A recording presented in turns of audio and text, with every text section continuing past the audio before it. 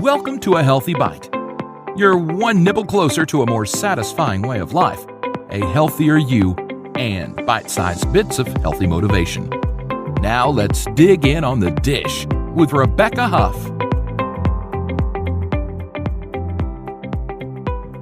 Hi, it's Rebecca here, and today we are with author Jennifer Noel Taylor, and she wrote the book that we're going to be talking about. She's written a couple of books, and we're going to be talking about her book, Spiritual and Broke, in which she describes her own struggles with money and some things that she has gone through and how she overcame some of these challenges. And actually, you had written a little bit about the law of attraction, so I want to make sure that we talk about that. But first, I want you to introduce yourself and tell us about the books that you've written. Oh, great. So my name is Jennifer Noel Taylor. I like to call myself the Chief Magical Officer.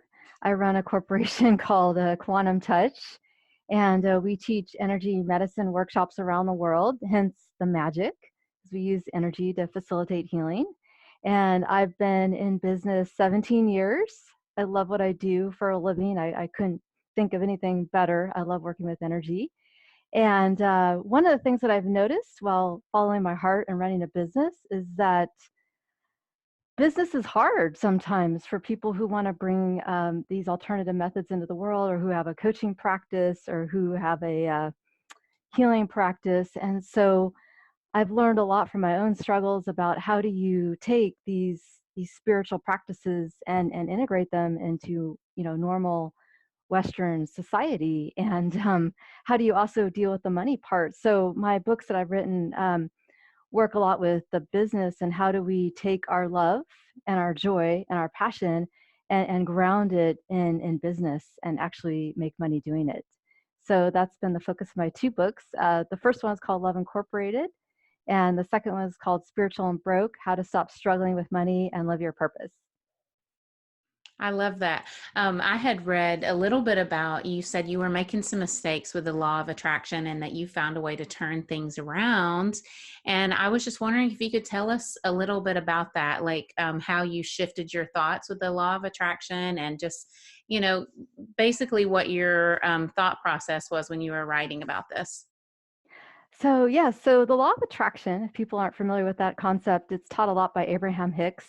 And it's basically the idea that like attracts like, that our outer reality is a reflection of our energy and vibration.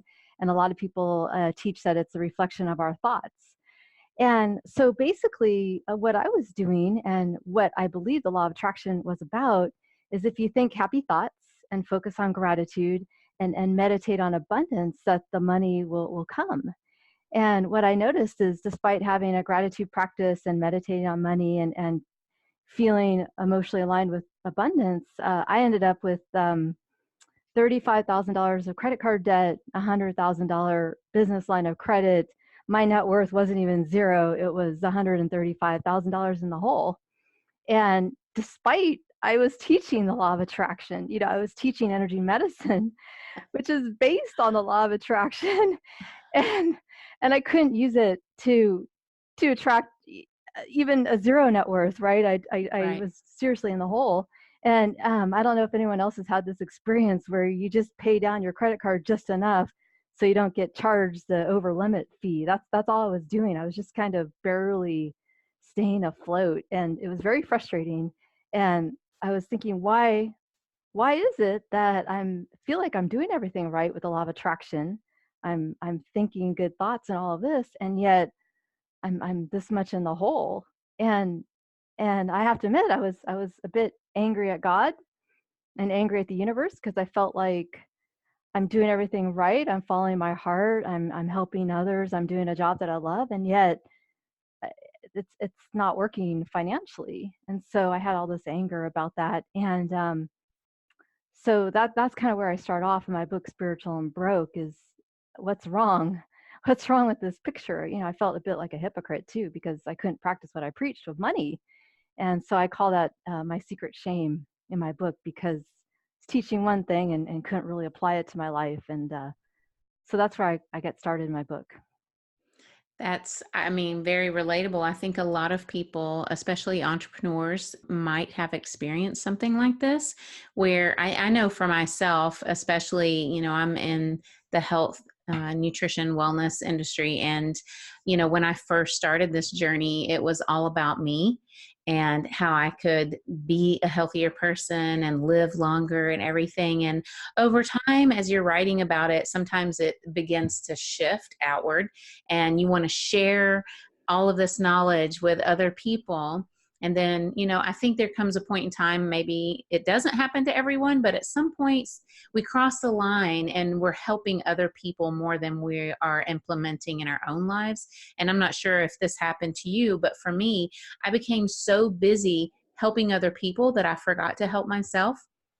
And I think that's kind of like how they say the plumber always has a clogged, sink or whatever, or the auto mechanic always has a broken down vehicle in his car. So we get so focused on the outward and helping other people that then we come to a place where we realize, wait a minute, I forgot to implement this in my life.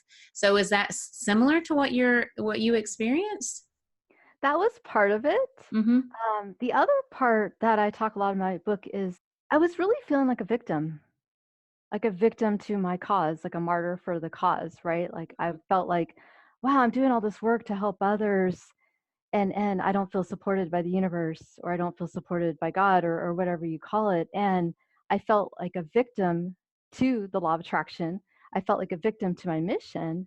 I felt like a victim to other people. I just felt like a martyr. And that was one of the biggest mistakes I was making, because when you're in this victim consciousness, it's the antithesis of the energy you need to attract abundance, right? Victims can't really attract anything good because they're in that victim state. It's vibrationally incompatible or energetically incompatible. So for me, and maybe the lack of ability to do self-care is kind of a reflection of feeling like a victim, or it could be, but that was my main problem. Was I was just in this victim consciousness. Yeah, I can see that. It's definitely relatable. Would you like to share with the audience a little bit about how you moved forward from that? And then I know there was a story about you being in the back of a police car. I don't want to, give away any, spoilers or anything like that, but I'll let you share what you're comfortable with. Right, right. So sometimes we have wake up calls in the worst place ever. I don't know if you've experienced that, Yes. but it's not like you get enlightenment while you're sitting under a tree meditating. Sometimes it takes the worst thing ever, right, to achieve an awareness. Mm-hmm. So basically, so here's how the story goes. I was deeply entrenched in this victim feeling, and I wasn't even that aware of it. And I think awareness is the first step. So here's what happened. Somebody broke into my house in the middle of the night, and it turned into a robbery and a sexual assault. And so, as part of that, I had to go to the rape trauma center and get, an examination. And so the cops escorted me to the back of the police car. And back then I was in a deep state of trauma from this, and I was kind of numb and not really paying attention, not even aware, of what was going on. But I heard a still small voice, or whatever people call it, that intuition, say, you need to pay attention now. And so I was in the back seat of the police car, again feeling deeply like this is really horrible, this is like the worst thing ever. And over the radio I heard one of the cops say, we're now transporting the victim to the rape trauma center. And that's when I had the wake up call, because my first response to hearing that was, I'm a spiritual leader. I teach empowerment. I teach law of attraction. I teach all this stuff. This is so wrong. I'm being labeled as a victim. This is really this is so wrong, because I'm not. I'm my perception that I thought I was projecting to the world was this empowered, spiritually enlightened, leader. And here I was in the back of the police car being called a victim. And that just hit my heart. It just woke me up and said, what am I doing? Like, I can't be labeled a victim. And then I realized that I was actually behaving like a victim in my life. I was deeply entrenched in this kind of victim mentality, feeling that I was hopeless and stuck, and a victim to my money, and a victim to, unavailable men, and just blaming things around me for my lack of money and my problems. So that woke me up, because I thought, this is it. This is the last time I ever am dealing with the victim thing. I'm gonna release the whole victim consciousness. And Wow. that was the worst moment ever. But from that, I made that decision and realized that that was really the root of what was going on. Was, yeah, I was thinking I was a victim. Right. I mean, that's definitely a huge wake up call. I can't even imagine what you must have gone through at that moment, but how did you get from there to where you are now? So that was an 8-year journey, because after that event, I had really severe PTSD. I had, trouble sleeping through the night. And I'm sure everyone has been through, let's say their house was on fire or any of these really extreme tragedies. The resultant PTSD of just, feeling like it'll happen again is really extreme. So one of the things that I was trying to understand is that, are we really generating our reality? Is the law of attraction really real? Does it apply 100% to our life? Or is there such a thing as random acts of evil? And that was a question that I was trying to understand, and it took me 8 years to unravel that, because my thinking was, if there are such a thing as just random acts of evil, on occasion people just, things just happen, then that means that on some level we are victims, and that was my philosophy. Or if the law of attraction is actually real, then it applies to everything. And my thing was, how can we say that the law of attraction applies to everything, including the most horrendous things on earth? So does the law of attraction really apply to everything? It can't be kind of halfway. Either the law of attraction is real or it isn't. And so I kind of had this thing of understanding, is the law of attraction really a real thing? I mean, people preach it, but that means that it applies to all of these really horrible things that happen in the world. It can't be halfway, right? Like, it can't be 70% law of attraction and 30% random acts of evil. And I had to come to terms with that, because if the law of attraction was real, that means I attracted that situation. So I really came to terms with that. And I came to the conclusion that, yes, the law of attraction isn't halfway, right? It applies to everything, meaning that on one hand, yes, we attract all these negative, horrible things, but on the other hand, we have the power to shift our vibration and create what we want in life. So it was really an empowering thing, but it's also coming to terms with that, yeah, we're so powerful, we can attract really horrible things, but we're so powerful, we can create really great things. I just was saying to my husband this morning, why does all of this stuff always happen to me? I had someone try to deliver a package from UPS, and all this crazy stuff happened. And I talked to like a supervisor on the phone, and she said, in 37 years of working with UPS, I've never seen anything this outrageous. This is the strangest set of mistakes I've ever seen. On the very same day, I had someone hack one of my websites. And the person I talked to on the phone was like, I've never seen anything like this. I can't believe it, blah, blah, blah. People say that to me all the time. And then when I tell these stories to someone else, they'll say, oh, you should buy a lottery ticket because, these unique things happens to you. And I'm like, it's not usually a unique and wonderful thing that happens to me. It's like, oh, wow, this is so weird and terrible. Like, how did this happen to you? And I was just complaining to my husband this morning, like, this happened, this happened, this happened. Why is it always me? You know? So, I mean, I'm kind of in that place where you were at the beginning of the 8 years where you're like, why? I don't want to be the victim. But then Mhm. on the other hand, I feel that oddly, these things happen to me. So, where do you move from there? So this is where it gets maybe challenging, because you have to unravel yourself. Yes. And yeah, and it gets really, I would say, hairy, because it the idea that, to entertain the idea that you created those situations, is really at first very challenging, Yes. right? Because the question is, why would you attract or create those situations? And why would you create such weird things, right? I mean, why don't you create weird good things? And that's exactly what I was facing is, all right, if the law of attraction is really real, why would I create a sexual assault? Somebody breaking into my house at 3 a.m., that's the worst thing ever.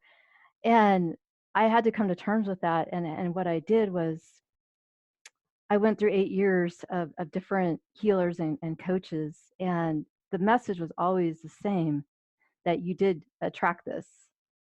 But the thing was, it took me 8 years to realize that the origin of my attraction was unprocessed emotion, unprocessed anger that I was just storing in my energy field. So I had this like ball, like in one session, I uncovered this incredible amount of anger that I'd been storing over years and years and years about men, and what I was creating with men. And I just, sometimes it's easy when you get angry or upset about something to just stuff it and not release it. Babies are really good. They release their emotions all the time. But as we get older, like, could you imagine if we allowed ourselves to be that emotionally free and all these people are crying at the airport like babies because we just let the emotion go when you're experiencing it? I mean, we're not allowed to do that anymore, but it doesn't mean the emotion's not there, right? So a lot of people have a tendency to just stuff the anger and unprocessed stuff and emotion into their energy field or their heart. It just stays there, and we distract ourselves to ignore it. We eat food, watch TV, go to movies. There's tons of distractions where we don't want to face it. So Mm-hmm. when you start to get into that idea that, oh, I created this, you have to face all that crap and and understand the origin of why you would create this. And it's stuff that's this crap that's stored in your energy field that's unprocessed. And so the idea is to uncover it and face it and release it and do a forgiveness process on it. And interesting enough, like before that sexual assault, I was attracting a lot of sexual predators, unwanted predatory energy. And that was the final straw. And I realized that, once I processed and released all that anger that I had, I stopped attracting sexual predators. And yeah, and so you can shift these patterns in your life. It's just the decision to take responsibility for them, which is really, really hard because on some level, like, I didn't want to admit to myself that I attracted that. Yeah, I can see that. And I even have said that to my husband as well, is that, I feel like there's something, and even just admitting it is like attracting more of it. That's how I feel. But I agree. Like, I think that it is something that's in there, and you just have to somehow peel back the layers until you uncover it. And I can imagine that that takes a lot of work. Does your book help people to peel back those layers? Is that why you wrote the book? I wrote the book because there's a lot of books out there on the law of attraction, Mm-hmm. but I believe that a lot of them don't deal with the dark side. Right. And I wanted to deal with the dark side about, well, why the law of attraction sounds great when you're thinking about, like, oh, this is manifest a car or these positive things, but I haven't seen a lot of stuff out there deal with why do I attract, you Bad know stuff. um bad stuff, like really bad stuff, Mm-hmm. and taking responsibility for it. So I wanted to bring an awareness that if we accept the law of attraction, it's not just one-sided, that it's the full spectrum of stuff, Mm-hmm. that we attract everything in the hopes that other people can start taking responsibility for everything. Because a lot of people I've talked to believe, well, the law of attraction is great for 70%. And Right. then the other 30%, yeah, it's just random. I didn't create that. And I wanted to get people into this, perhaps open to the idea that it's not a selective Right. law, It's right? all or nothing. Yeah, it's either you believe it or not. So it's also very empowering, but I wanted people to claim more power around it. And Uh, that's why I wrote it, because I haven't seen a lot of it applied to the dark side. And so I also talk about my own journey about uncovering these layers. And the first way to start is, when something like this bad happens, um, start with the emotions that you feel about it, because that's what the universe is trying to show you. okay. So if it makes you angry, or whatever strong emotions it uncovers, that's the emotional origin of why you're attracting it. And so that's a good place to start. So whenever you get triggered, and the idea, like a lot of people, and I do this too sometimes, is that you don't want to feel that. It's like, I don't want to feel that emotion. Let me find a way to make this go away. Yeah, let's have a drink, or eat a pint of ice cream, or because food will kind of deaden it. Especially emotional eating will deaden it. You go shopping, retail therapy. There's a lot of ways to avoid feeling it, but then you'll attract it again because it's like your spirit and the universe is like wanting you to release that, to do a forgiveness process on it, to feel it fully and do a forgiveness process on it. And then you can change what you're attracting. If your audience is interested in health, then one of the things we talk about is the same concept applies to health that it does to money. So if people are having like health or pain, understanding why they created this, why they attracted it, so they can unravel it. That's my philosophy on health. Okay. So it's really a paradigm shift, because Western medicine, I think, kind of, again, fosters the victim mentality, because you go to the doctor and you want the doctor to fix you. Your body you have cancer, meaning that you feel victimized by your own body, right? It perpetuates that whole mindset of now you need to rely on a source outside of yourself to fix you. And to me, that just puts you right into a victim consciousness.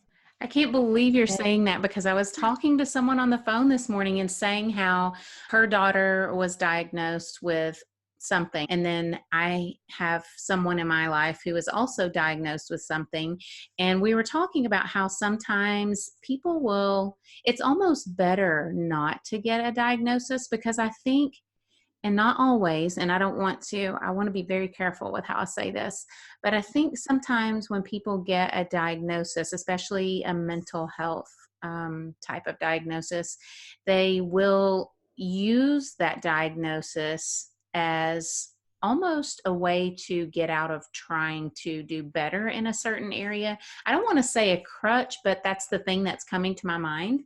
So for example, let's say someone has a diagnosis of obsessive compulsive disorder, and where they would try maybe before to rein in those compulsions to do certain things, now that they have the diagnosis, they just go ahead and give in to those compulsions and say, I'm not going to work on this anymore because I have this OCD and this is how it is. So what are your thoughts on applying, some of the things that you work with people and what you've written in your book? So I feel like, again, that we generate these conditions, that we're responsible for them, so that we're not a victim of our body. And so I don't believe in using a diagnosis as an excuse to perpetuate the condition. And that's not to say that I don't have compassion for people. Of course, I have compassion for people's journeys, because we all have stuff that we're challenged by. But the idea is to use whatever is going on to understand your inner workings. So I believe like disease or challenges are opportunities to gain more insight into where you've become separate from love. So for example, in my situation, I was describing the sexual assault, I had all this anger stored in my energy field.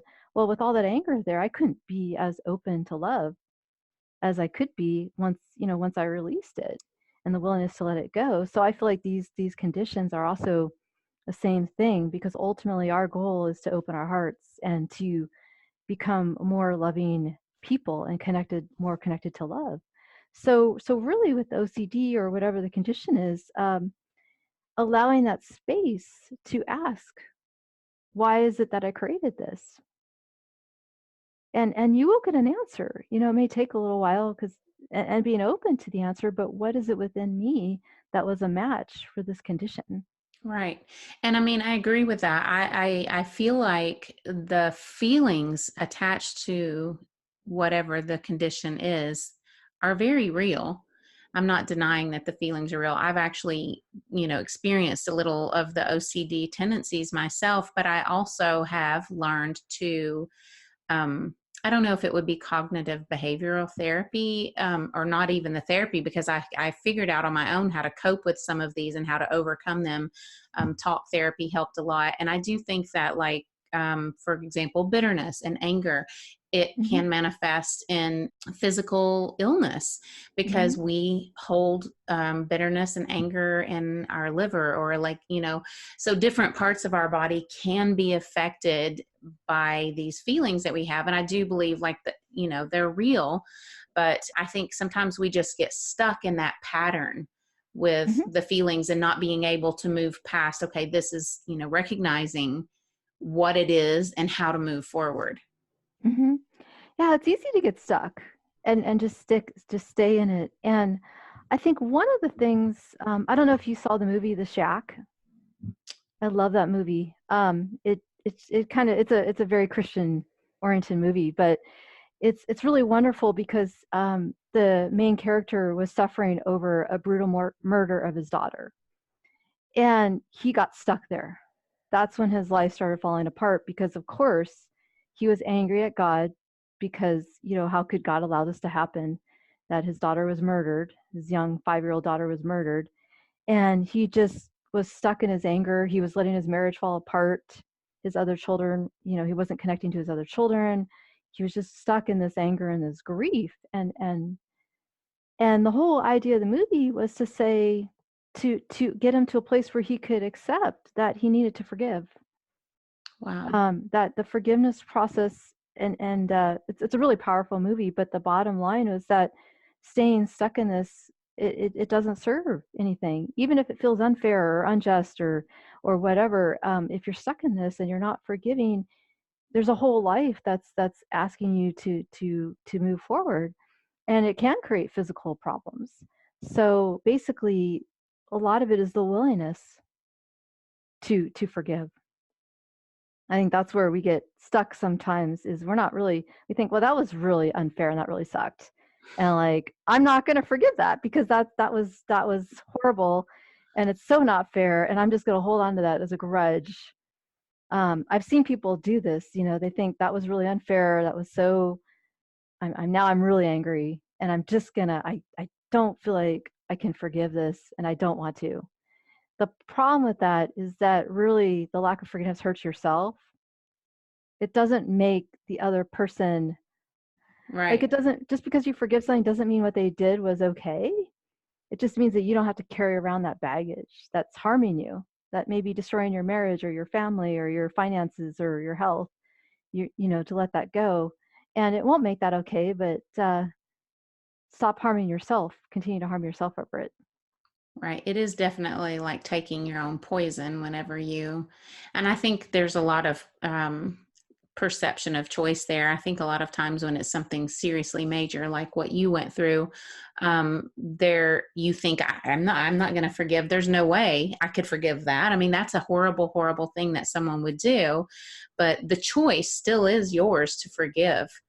And I think just the perception of the choice changes how you feel about it.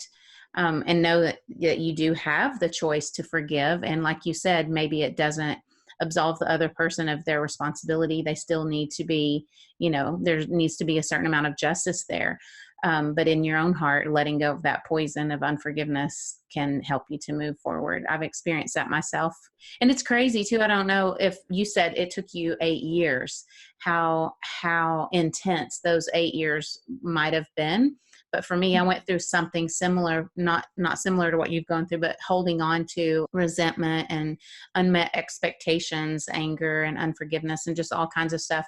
And then when the resolution came, it was completely unexpected, but I had been waiting on it for all this time. And the change in the body, like, just my whole being was like light. And I likened it to the difference between a piece of wool and a piece of gauze, in the way I felt like in the beginning and the end. Because I mean, at the end, after it was resolved and everything just started to, become lighter and better, I felt like my body was gauze as opposed to years of being wool. So were Mhm. the 8 years, did you realize you were coming to a resolution on this, or was it just a long drawn out process? Yeah, totally. So that 8 years really was, first of all, reconciling the law of attraction in my head. Did I attract that? Part of that 8 years was, coming to terms with, do I actually really believe what I teach? Do we really attract everything? Or is it some other law of the universe? Coming to terms with the fact that I did attract it took me probably 4 years. Even willing to accept the idea that I could even attract something like that took me about 4. The other 4 is then I was like, well, why? And so the PTSD was really, I felt like until I understood really why, I could attract it again, right? So that was my thought. So once I got to the bottom of why, and I forgave, and I realized the forgiveness process was releasing the frequency of energy that attracted it. Then the PTSD went away because I realized I'm not going to attract it again because I'm forgiving the whole frequency of energy that attracted in the first place. So once I did the forgiveness process and released it and said, I am going to forgive this and let it go and committed to forgiving it, it changed my whole, everything I attracted in my life. So it was kind of almost holographic. It was a big shift, right? Mm-hmm. I stopped attracting predators. I stopped attracting these types of men that were predatory, attracted different types of good men into my life. And so it's really interesting what happens when you do forgive. It shifts what you attract on sometimes with these major things on a major level. Yeah.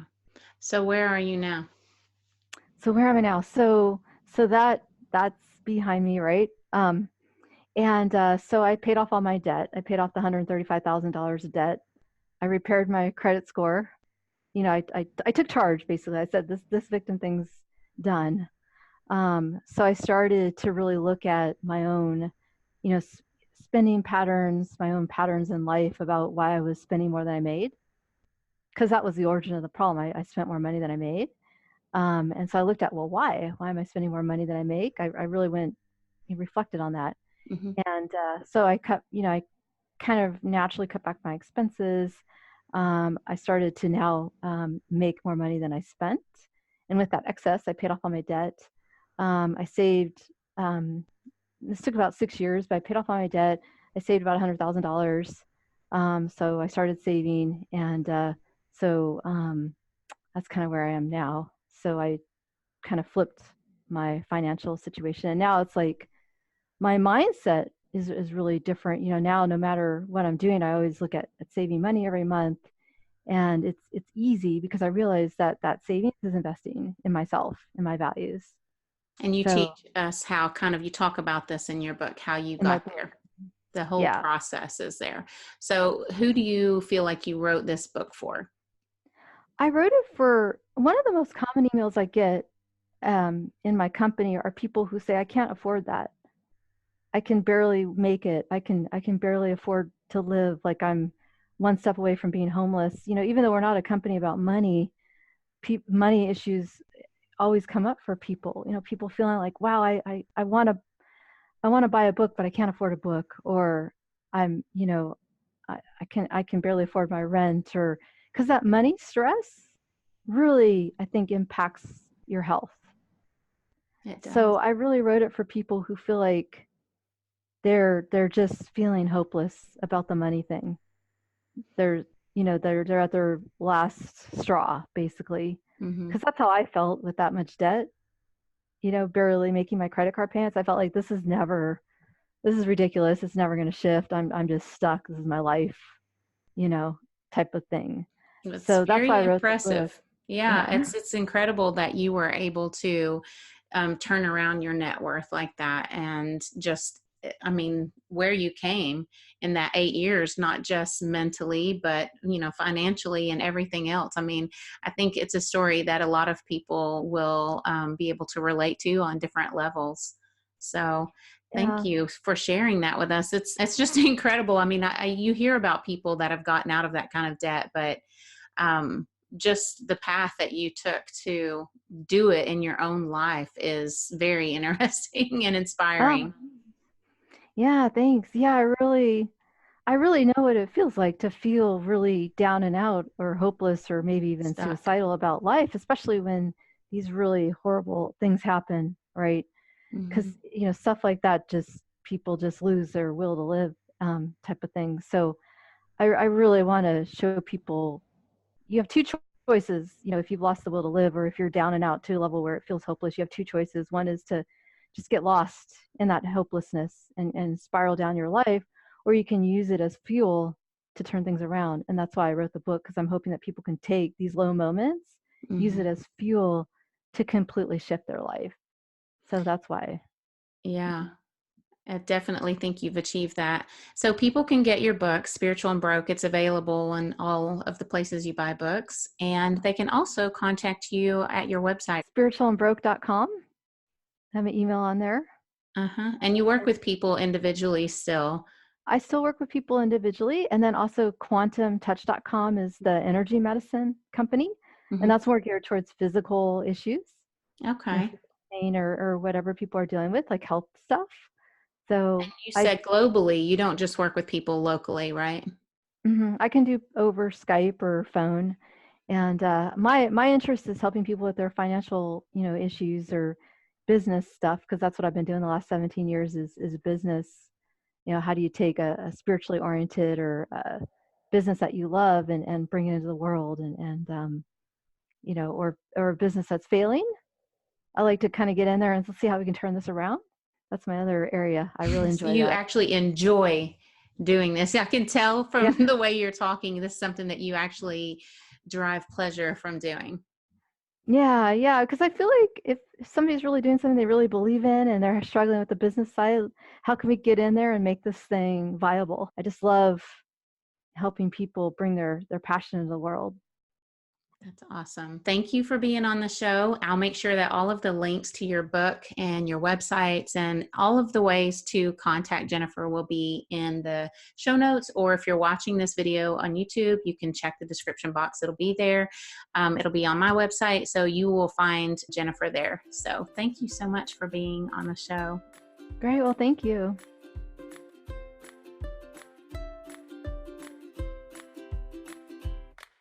Thanks for listening. Please rate and review so other people can learn about this podcast. Find out more about sleep, hygiene, eating healthy, tasty recipes, zero-waste lifestyle, and lots more on ThatOrganicMom.com. Help us spread the word. Be blessed and stay healthy.